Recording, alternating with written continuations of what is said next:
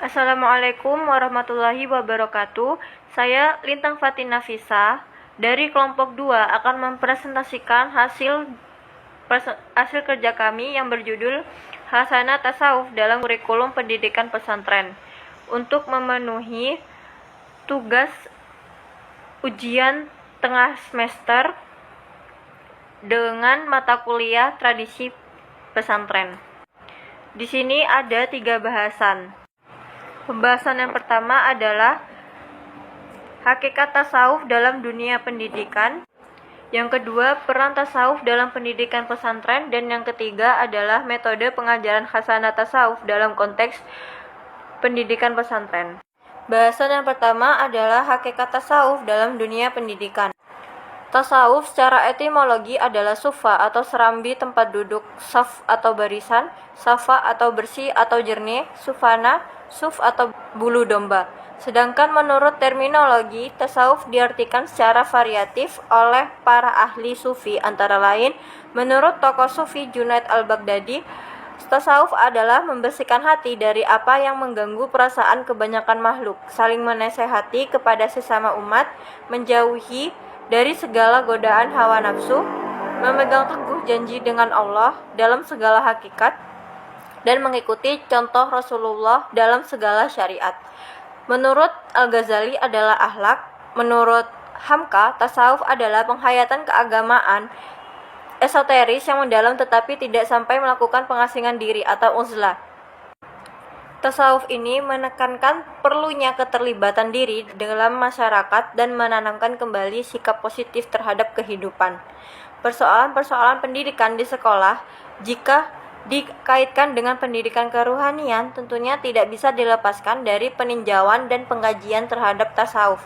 Hal ini didasarkan kepada pemahaman bahwa tasawuflah salah satu disiplin keilmuan Islam yang banyak berbicara tentang jiwa dan bagaimana menghubungkan jiwa dengan sumber inspirasi dan energi tanpa batas, yaitu Allah Subhanahu wa Ta'ala.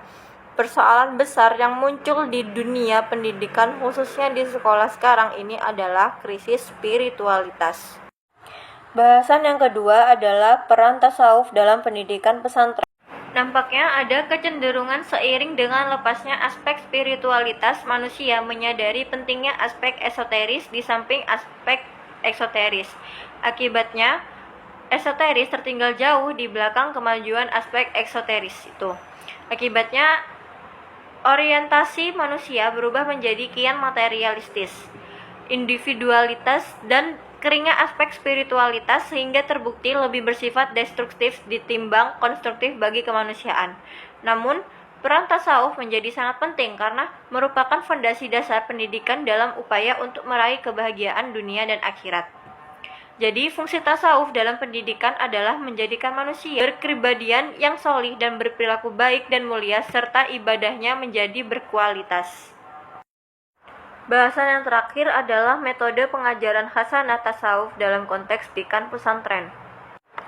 Hasanah intelektual muslim klasik dan nilai-nilai sejenis menjadi anutan kuat pesantren yang diletakkan secara sinergis dengan kearifan budaya lokal yang berkembang di masyarakat pesantren, mampu memaknai budaya lokal tersebut dalam bingkai dan perspektif keislaman. Tindakan pesantren yang dilakukan untuk mengondisikan santrinya agar tidak ikut terpengaruh dampak negatif globalisasi dengan memberikan pengajaran amalan-amalan sunnah yang memberikan pengawasan lebih pada para santrinya.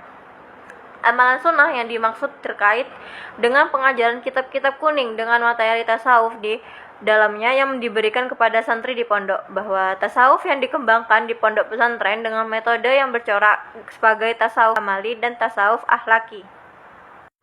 Tasawuf akhlaki bisa kita lihat pada pembiasaan sifat-sifat terpuji seperti zuhud, qanaah, tawakal, sabar, warok, dan ikhlas.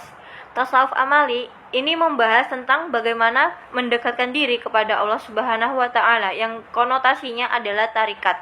Dalam ilmu tasawuf dikenal 3 fase pendidikan jiwa dan seni menata hati, yakni tahalli, tahalli, dan tajalli.